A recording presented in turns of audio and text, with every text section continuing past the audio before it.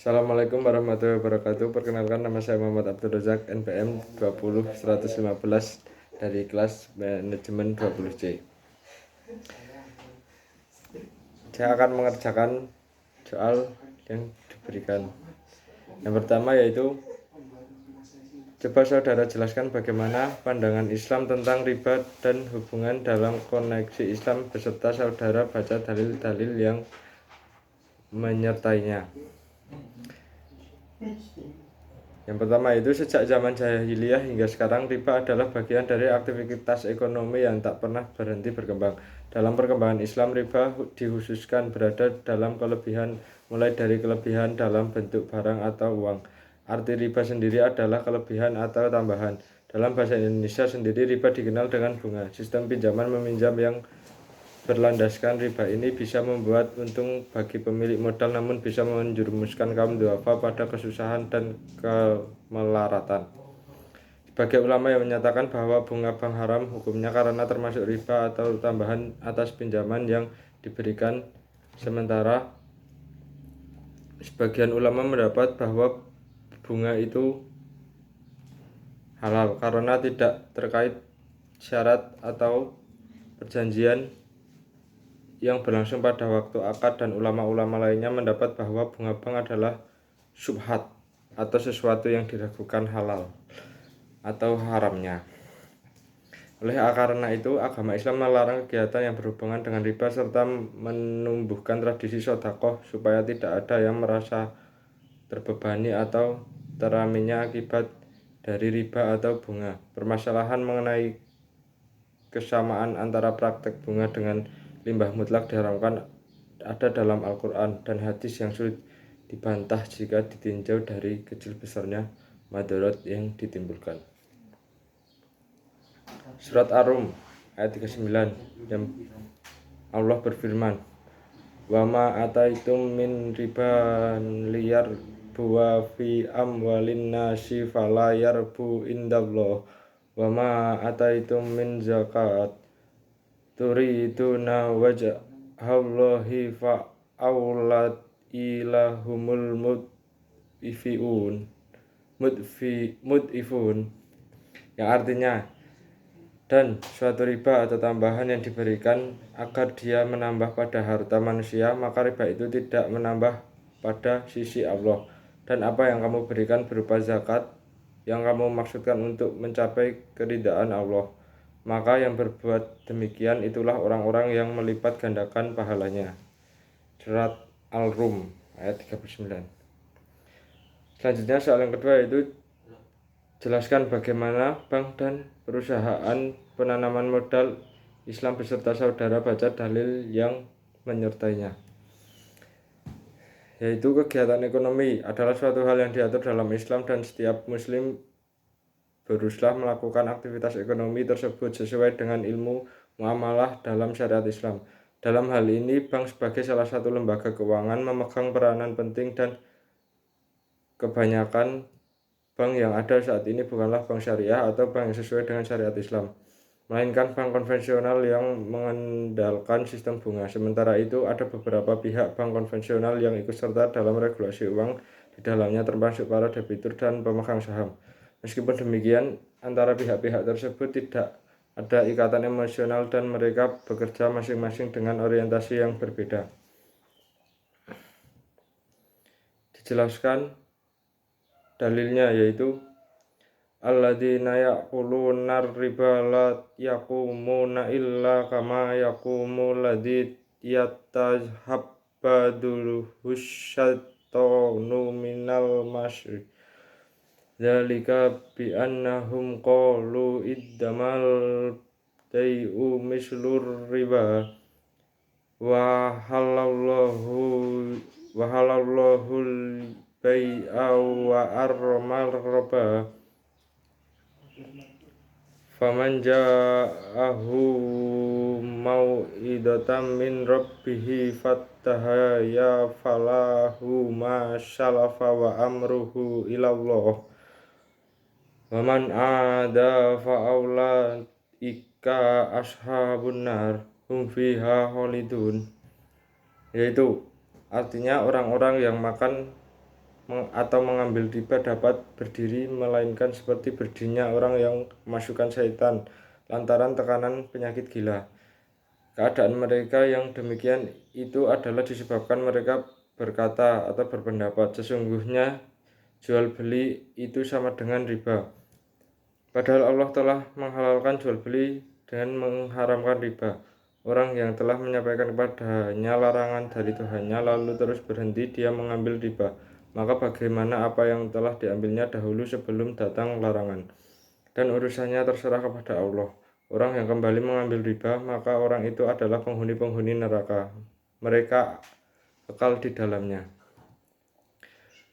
Investasi penting untuk perencanaan kebutuhan masa depan, sedangkan perencanaan masa depan merupakan hal yang dilanjutkan dalam Islam. Hal ini bisa dipetik dari kisah Nabi Yusuf alaihissalam dalam Al-Quran tentang perencanaan kebutuhan di masa mendatang.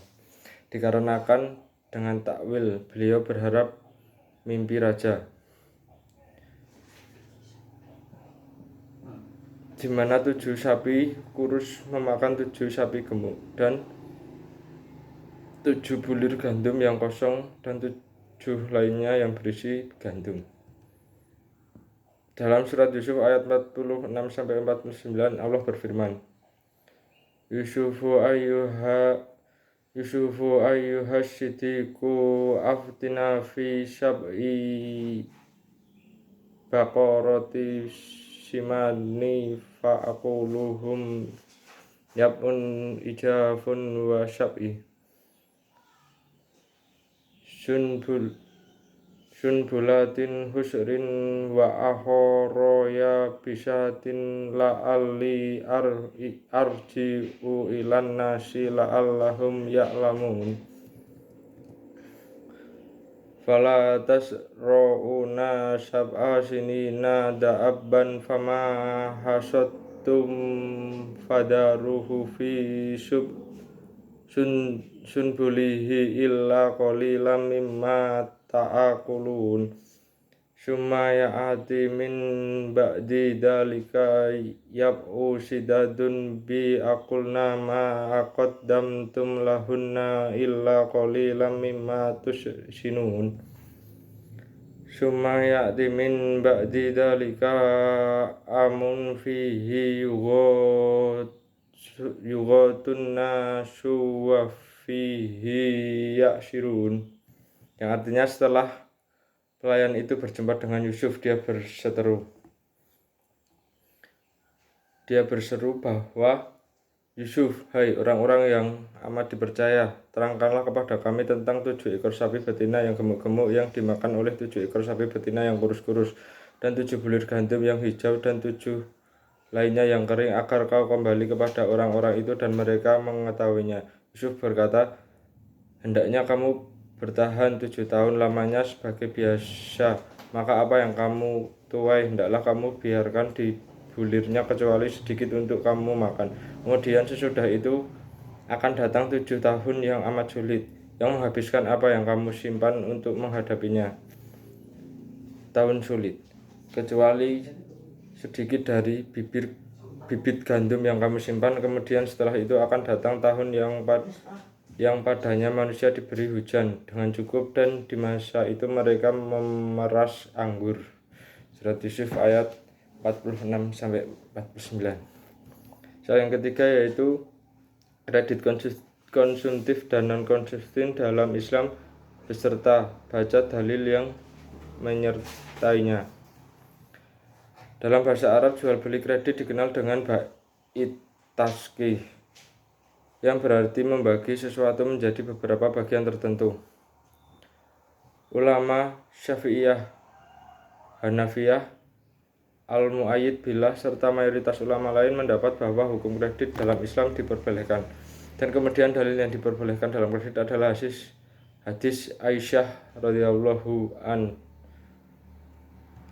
yaitu Rasulullah SAW memberi sebagian bahan makanan dari seorang Yahudi dengan pembayaran dihutang, dan beliau mengandaikan perisai beliau kepadanya. Soal yang keempat yaitu hubungan antara zakat dan inflasi serta bacakan dalilnya yang memperkuat jawaban saudara. Inflasi memiliki hubungan positif dan signifikan terhadap zakat, artinya ada peningkatan inflasi akan meningkat penerimaan zakat dan Basnas Pusat.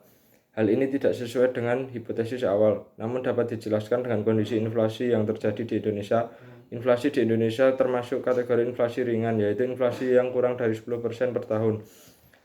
Menurut Mukhtar 2016, inflasi ringan mempunyai dampak positif yang dapat mendorong perekonomian menjadi lebih baik, yaitu peningkatan pendapatan nasional membuat seseorang lebih semangat untuk bekerja, menabung, dan menggandakan investasi.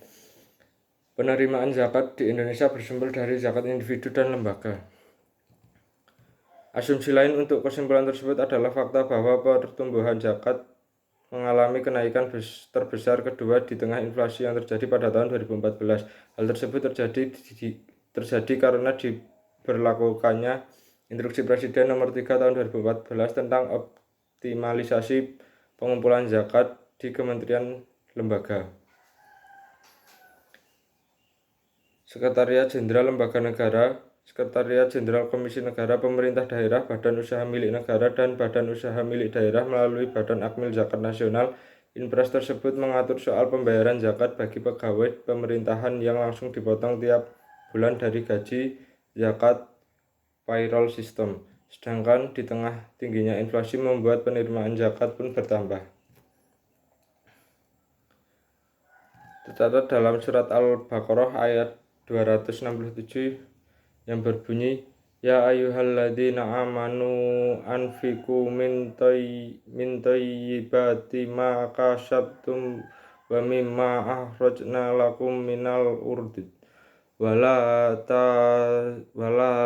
tayammamul habisya minhu tufiku wa lastum bihidihi illa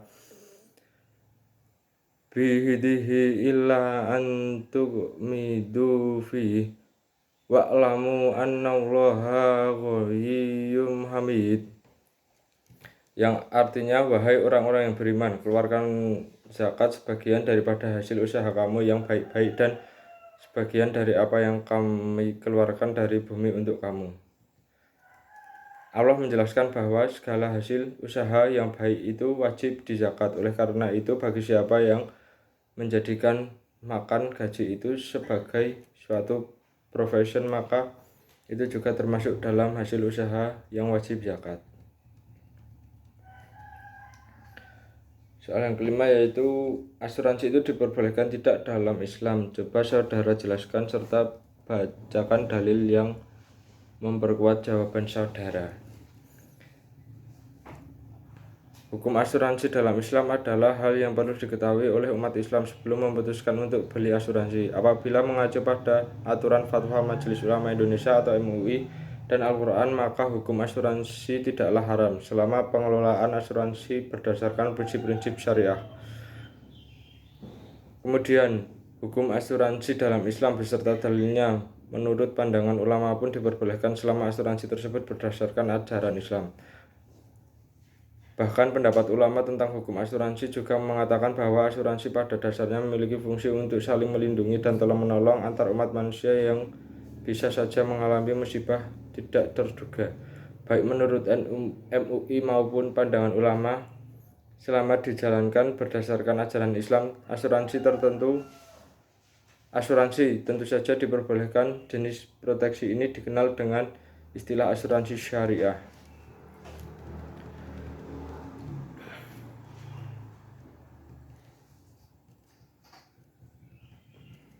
Dalilnya yang berbunyi, Ya ayyuhalladzina amanu la tuhillas sya'airallahi wa la yahral aroma wa lal hadya wa la alla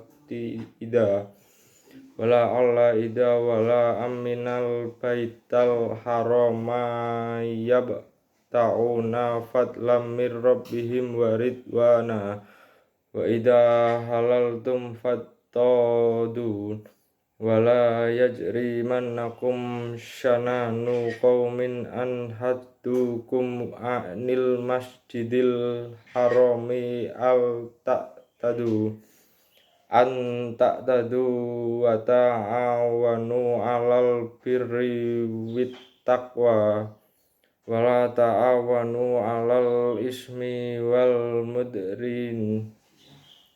udwan wattaqullah innallaha syadidul iqab. Ya, artinya, hai orang-orang yang beriman, janganlah kamu melanggar syiar-syiar Allah dan janganlah melanggar kehormatan bulan-bulan haram. Jangan mengganggu binatang-binatang hadnya dan binatang-binatang qolaid, dan jangan pula mengganggu orang-orang yang mengunjungi Baitullah sedang mereka mencari karunia dan kerindahan dari Tuhannya. Dan apabila kamu telah menyelesaikan ibadah haji, maka bolehlah berburu. Dan jangan sekali-sekali kebencianmu kepada sesuatu kaum karena mereka menghalang-halangi kamu di Masjidil Haram, mendorongmu berbuat aniaya kepada mereka, dan menolonglah kamu dalam mengerjakan kebajikan dan takwa, dan jangan tolong menolong dalam berbuat dosa dan pelanggaran, dan bertakwalah kamu pada Allah Subhanahu wa taala, sungguhnya Allah amat berat siksanya. Sekian jawaban dari saya, kurang lebihnya mohon maaf. Wassalamualaikum warahmatullahi wabarakatuh.